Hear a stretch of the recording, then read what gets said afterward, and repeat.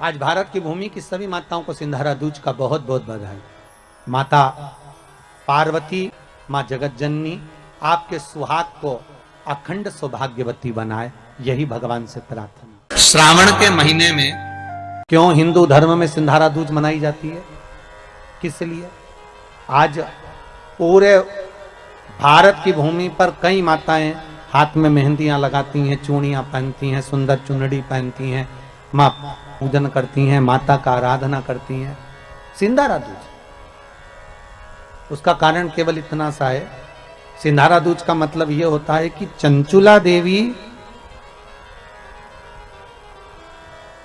जब 14 दिन तक शंकर और पार्वती अपने गुफा में से बाहर नहीं निकले शिव महापुराण के यजमान बनने के लिए, तब माता चंचुला देवी ने हाथ जोड़कर मां जगतजननी जगदम्बा को सुंदर वस्त्र, सुंदर चूड़ियां, सुंदर आभूषण माता के चरणों में ले जाकर समर्पित करे थे और कहा, मां इन चूड़ियों को जो मैं दे रही हूं, ये लाल चूड़ी, ये लाल श्रृंगार, ये लाल वस्त्र, जो लाल चूनर जो मैं प्रदान कर रही हूं, मां बस ऐसी कृपा कर दे कि तू इन चूनर को धारण करे और मेरा भी सौभाग्य, मेरा भी सुहाग अमर कर दे, बस इतनी कृपा मेरे ऊपर कर दे। वो सिंधारा दूज का महत्व है।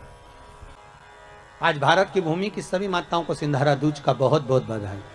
माता पार्वती, मां जगत जननी आपके सुहाग को अखंड सौभाग्यवती बनाए, यही भगवान से प्रार्थना। सती में और पार्वती में एक अंतर भारी है। सती मां धनवान है और पार्वती मैया गुणवान है। इसलिए पूरी दुनिया में जितने भी व्रत हैं, पूरी भारत की भूमि पर जितने व्रत होते हैं, कोई व्रत लक्ष्मी जी का नहीं है, भारत की भूमि पर कोई व्रत सरस्वती मैया का नहीं है, भारत की भूमि पर कोई व्रत इंद्राणी का नहीं है, भारत की भूमि पर कोई व्रत किसी देवी का नहीं है। जितना भारत की भूमि पर एक व्रत भारी है वो है माता पार्वती जी का। तीज का व्रत करोगे तो पार्वती जी का है, चतुर्थी का व्रत करोगे तो पार्वती जी का है, छठ का व्रत करोगे तो पार्वती जी का है। आप जितने व्रत देवी जी का करोगे नवरात्र में तो पार्वती जी का है। भारत की भूमि पर जितने व्रत हुए नारियों के, छोटी तीज, बड़ी तीज, हरतालिका तीज, करवा चौथ, जितने चतुर्थी के व्रत, जितने तीज के व्रत, जितने छठ के व्रत, जितने भारत की भूमि पर हुए, ये सब माता पार्वती जी के हैं। पार्वती के क्यों हैं? क्योंकि धनवान और गुणवान में अंतर है। मां पार्वती गुणवान है, इसलिए माताएं उनके व्रत कर कर अपने अंदर भी वो गुण उत्पन्न करना चाहती हैं कि हम भी ऐसा तप करें, हम भी ऐसी साधना करें। हे माता पार्वती, जैसे आपका अखंड सौभाग्य है, हे मां जगत जननी हमारा भी मांग में अखंड सौभाग्य रहे। जैसे आपके चूड़े अमर हैं, हे मां हमारे हाथ में भी चूड़े अमर हो। हे मां जैसे आपके भाल की बिंदी अमर है, मां मेरे भाल की बिंदी भी अमर हो। हे मां जैसे आपके नैनों का सुरमा, बालों का गजरा अमर है, हे माता पार्वती हमारे भी नैनों का सुरमा और बालों का गजरा अमर कर देना। बस इतनी सी कृपा नारी माता पार्वती से मांगा करती है, मां पार्वती से चाहती है। सूचक वस्तुओं का जो दान करता है वो जीवन में कभी विधवा नहीं होता। महाराज वो 8 वस्तुएं बताई हैं। पहला कुमकुम, दूसरा पुष्प, चाहे लाल हो, चाहे सफेद हो, चाहे पीला हो, पुष्प कोई भी हो। तीसरे नंबर पर है चंदन, चौथे नंबर पर है तांबुल, पांचवें नंबर पर है काजल, छठे नंबर पर है ईख, क्या बोलते हैं यहां पर ईख को, क्या बोलते हैं, गन्ना, ईख। सातवें नंबर पर है लौंग, खाने वाली जो लौंग होती है, लौंग। और सातवें नंबर पर है, 8वें नंबर पर है जीरा। कहते हैं चैत्र महीने की तृतीया तिथि को बिना नमक का भोजन कर कर, सुबह बिना नमक का भोजन करें, एक समय फलाहार करें बिना नमक का, और तुला दान के बराबर एक पलड़े में अपन बैठकर 8 वस्तुएं तुला की रखकर जो दान दे देता है वो नारी कभी विधवा होकर नहीं जाती, 7 जन्म तक अखंड सौभाग्यवती रहती है। अखंड सौभाग्य कार्य करेंगे तो भी सौभाग्य की सामग्री देंगे। सौभाग्य की सामग्री का दान क्यों किया जाता है? सौभाग्य सूचक वस्तुओं का दान क्यों किया जाता है? सौभाग्य की वस्तुएं क्यों प्रदान करी जाती है, क्यों दी जाती है? उसका कारण क्या है? क्यों देते हैं? महाराज भारत की भूमि की सौभाग्यवती माताओं का एक मन की अभिलाषा रहती है, भारत की भूमि की माताओं की एक अभिलाषा रहती है कि जब उसके प्राण छूटे तो अखंड सौभाग्य धारण करके पति के कंधे पर और पुत्र के कंधे पर शमशान पर। ये भारत की भूमि की माताओं की सोच, उनके मन का संकल्प, उनके मन का भाव। और विदेश की माताओं का क्या संकल्प होता है? महाराज, भारत का एक संत विदेश गया और भारत के संत जब विदेश गए तो वहां पर एक मां, एक स्त्री पति की कब्र के पास में बैठकर पंखा कर रही थी। भारत के संत को बड़ा दुख हुआ, देखो हमारे यहाँ की माताएं तो पति के साथ सती हो जाती हैं, हमारे भारत की भूमि की माताएं तो पति के साथ सती हो जाती हैं, पर ये तो विदेश की माताएं तो भारत की माता से भी बढ़कर है कि पति मर गया, कब्र के अंदर है तो भी पंखा कर रही हैं। ये तो इनसे भी बड़ी है, भारत की माता से भी बड़ी ये विदेश की माता। तो भारत के संत से रहा नहीं गया और भारत के संत ने जाकर पूछ लिया विदेश की माता से, माँ जी एक बात बताओ, हमारे यहाँ पति के साथ पत्नी सती हो जाती है, वो प्रथम गिनती में आती है, पर तुम तो उससे भी बड़ी हो कि पति मर गया उसके बाद भी उसकी कब्र को पंखा कर रही हो। इतने में विदेश की माता ने कहा, मैं पति को पंखा नहीं कर रही, हमारे यहाँ नियम है जब तक पति की कब्र नहीं सूख जाए हम दूसरी शादी नहीं कर सकते, इसलिए पंखे से सुखा रहा, इसलिए पंखे से सुखा रही है। मेरे भारत की माताओं में और विदेश की माताओं में अंतर है सर। मेरे भारत की माताएं अखंड सौभाग्य की वस्तुएं धारण कर कर अपने आप को गौरवान्वित महसूस करती हैं और विदेश की माताएं ये सब वस्तुएं उतार कर गौरवान्वित महसूस करती हैं।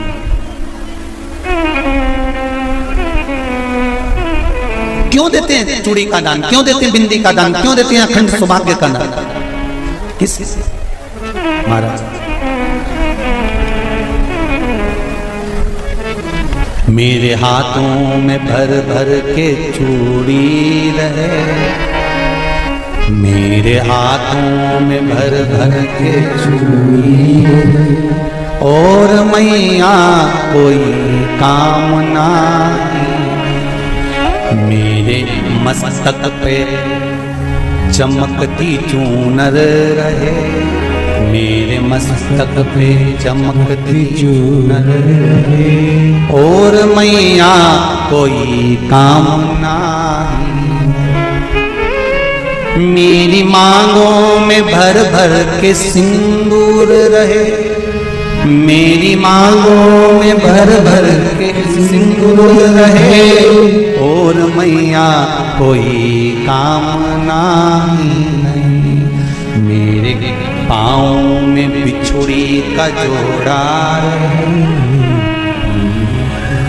एक बिछुड़ी नहीं, कितनी? 2, 3, 4, 5, एक एक पाँव में जोड़े से बिछुड़ी होना चाहिए, केवल एक नहीं, सिंगल नहीं। वो तो आजकल का फैशन हो गया महाराज, जो केवल एक बिछुड़ी धारण कर लो उसी में फैशन दिखे। श्रावण की शिव महापुराण की कथा कहती है जब बेटी को विदा करा जाता है और पहली बार बेटी के पाँव में जब बिछुड़ी डाली जाती है तो वो बिछुड़ी भी अलग अलग नहीं होती, उस बिछुड़ी के जोड़ को चेन से एक दूसरे से बंधा हुआ। बोला सही है कि गलत? जितने आस्था चैनल पर कथा सुन रहे हैं, जितने फेसबुक पर सुन रहे हैं, यूट्यूब पर सुन रहे हैं, सुन लेना कि मेरे भारत की माताओं का जब पाणी ग्रहण संस्कार किसी बेटी का होता है, उसके पाँव में जब पहली बार बिछुड़ा पिनाया जाता है, बिछुड़ी पिनाई जाती है, तो वो बिछुड़ी भी एक दूसरे से बंधी हुई होती है, चेन से बंधी हुई होती है। उसको अलग अलग वाली बिछुड़ी शादी के मंडप में नहीं पिनाई जाती। क्यों? जैसे ये बिछुड़ी एक दूसरे से पाँव में बंधी हुई है, तुम्हारी जिंदगी अंतिम श्वास तक ऐसी ही बंधी है, यही बनना चाहिए। वो तो अब माताओं ने थोड़ा सा फैशन चेंज कर दिया, अब पाँव में ज्यादा बिछुड़ी नहीं बनती, गड़ती है, चुभती है, एक बिछुड़ी धारण है। महाराज पर नहीं, बिछुड़ी भी 2 हो, जोड़े से हमारी माताएं, भारत की भूमि की जो माताएं हैं, ये चूड़ी भी हाथ में पहनती है तो जोड़े से पहनती है। बोलो जैसा सही है कि गलत है? एक अकेली चूड़ी माताएं हाथ में धारण नहीं करती हैं। अगर भारत की भूमि की संस्कारित माताएं हैं और भारत की भूमि की सभ्यता और संस्कृति को जानती है तो अकेली चूड़ी नहीं, जोड़े की चूड़ी पहनेगी। 2 चूड़ा डालेगी, 4 डालेगी, 12 डालेगी, पर सिंगल नहीं, अकेले। और सरल भाषा में समझ लो, हमारे यहां ठेले पर लेने जाओ तो जो केले अपन खाते हैं वो भी सिंगल नहीं देते, उसको भी जोड़े से दिया जाता है। 2 दूं की, 12 दूं की, आधी दर्जन दूं की 1 दर्जन। अब अंदाजा लगाइए, हमारे यहां देने का भी एक भाव। श्रावण के महीने की शिव महापुराण की कथा, जिसका नाम है श्रावण शिव महापुराण की कथा, ये कहती है कि पार्वती जी ने और गंगा जी ने ये चतुर्मास में जितना सौभाग्य का दान दिया है, उनके बराबर दुनिया का कोई व्यक्ति इतना सौभाग्य का दान नहीं दे सकता जो माता गंगा और पार्वती दोनों दान दे रहे हैं।